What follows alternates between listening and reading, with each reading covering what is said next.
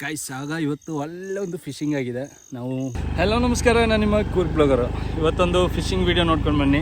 ನಾವು ದುಬೈಯಿಂದ ಕರೆಸಿರೋದು ಇವನನ್ನು ಫಿಶಿಂಗ್ ಆಗಿ ಸುಮಾರು ವರ್ಷಗಳ. ಗೈಸ್ ಅವತ್ತು ನಾನೊಂದು ಸ್ಟೋರಿ ಹಾಕಿದ್ದೆ, ಇಂಪಾರ್ಟೆಂಟ್ ಮಾಡಿದ್ದೀನಿ ದುಬೈಯಿಂದ, ಬಂದೇ ಇಲ್ಲ. ಆಬಿ ಇದಾ ಇನ್ನೊಂದು ಇಂಪಾರ್ಟೆಂಟ್, ದುಬೈಯಿಂದ ಕರೆಸಿರೋದು ಫಿಶಿಂಗ್ ಆಗಿ. ಹಾಂ ಮದಿ ಬಾ ಸೆಟ್ ಅಡ್ರ ಬಂಡಿ. ಬಿದ್ರ ಕಟ್ ಮಾಡೋ.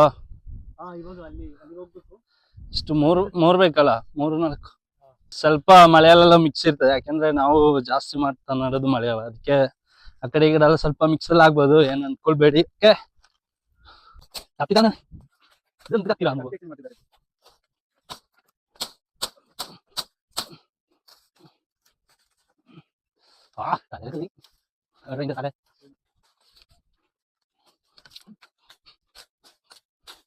ಆಗ ಕೋಲೆಲ್ಲ ಸೆಟ್ ಆಗಿದೆ.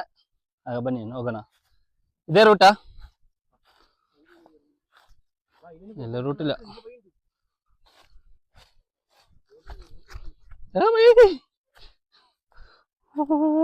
ಕ್ರೇಜಿ ಗುರು, ಕ್ರೇಜಿ ಆಗಿರ್ತದನೋ.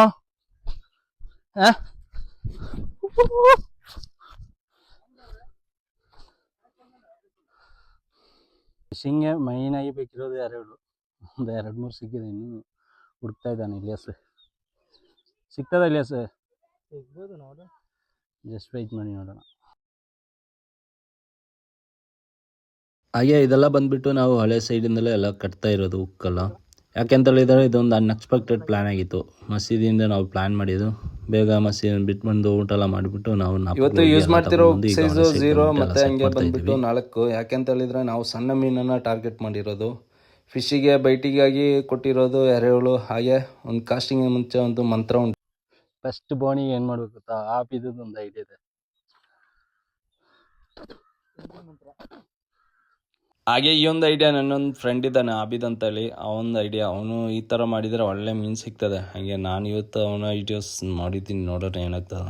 ಮತ್ತು ಈ ಒಂದು ಫಿಶಿಂಗಲ್ಲಿ ಬೇಕಾಗಿರೋದು ನಿಮಗೆ ತಾಳ್ಮೆ. ಅದು ನೀವು ಕಲಿತೀರಾ, ಅದು ಫಿಶಿಂಗ್ ಹೋಗೋರಿಗೆ ಮಾತ್ರ ಗೊತ್ತಿರ್ತದೆ ಎಷ್ಟು ತಾಳ್ಮೆ ಇರ್ತದೆ ಜೀವನದಲ್ಲಿ ಅಂತ.